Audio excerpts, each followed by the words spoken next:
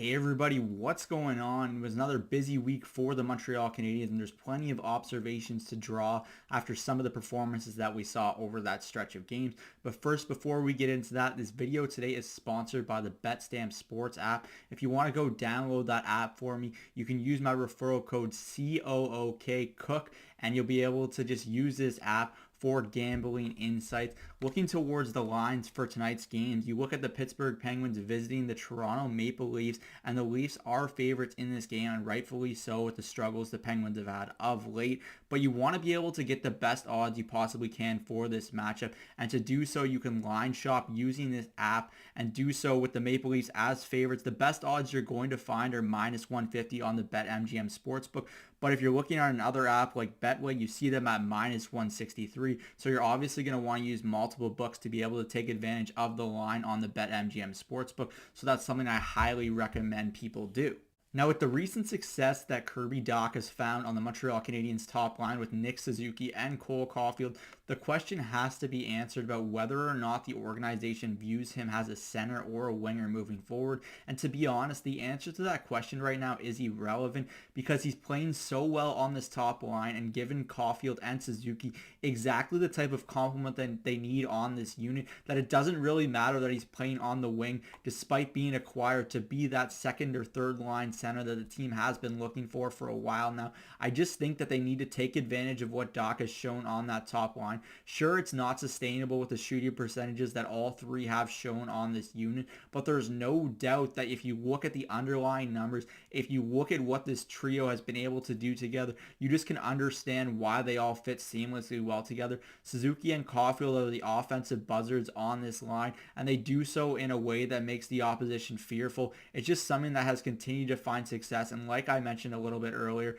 it just kind of isn't exactly sustainable with how well Suzuki and Caulfield are currently shooting the puck. It's just not really sustainable, but that doesn't mean that you can't continue to see the positives from what this trio is bringing to the table. And Dach just does a really good job as a winger. He doesn't have to take faceoffs on this line, and although that's not really a huge issue in the grand scheme of things, he just has the ability to go into corners, win puck battles, use his long reach and his athleticism. He just has really, really good hands in tight, and that's something that's really valuable on this top line that the Montreal Canadiens can use moving forward.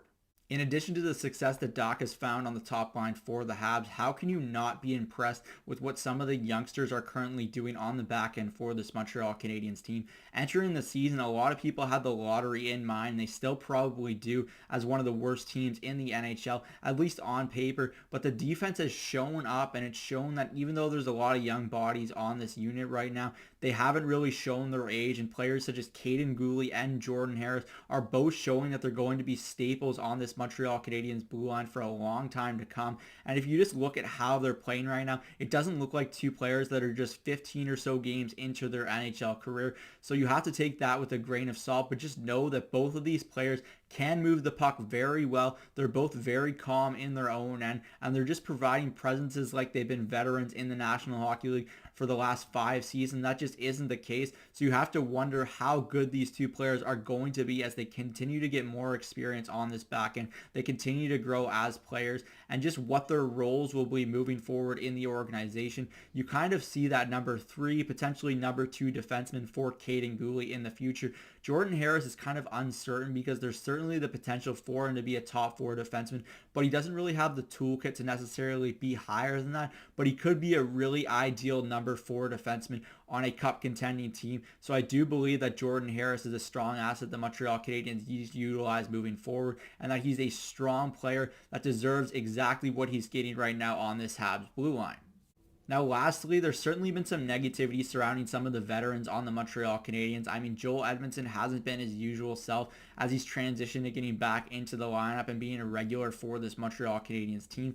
Injuries certainly played a factor in that, but he just hasn't looked himself in the first little span that he's been in the lineup for the team this season. But I wouldn't be too worried about that. He just needs to get his footing under him and just get back to that confident player that we all know he can be. But if you look towards up front, some of the players like Evgeny Dadonov whatnot just really hasn't come as advertised this season for the Montreal Canadiens. He's not getting power play time, but historically he hasn't really been a power play player, so it's just not really something that I see changing for this organization moving forward. I just don't see this tenure lasting a really long time in a Habs uniform, and although the team hoped they could get a lot more from him in a trade than they probably will, it just doesn't look like something like that will come to fruition. But in terms of a player like Mike Hoffman, it's good to see him finding the back of the net of late. He was getting a lot of flack for his performances early in the season, but the underlying numbers are actually quite good for Hoffman early on. So I think that it's time he's gotten rewarded for that over the last 2 or 3 games. And I think you're going to see a better version of it moving forward, one that puts up a little more points than we were seeing early on.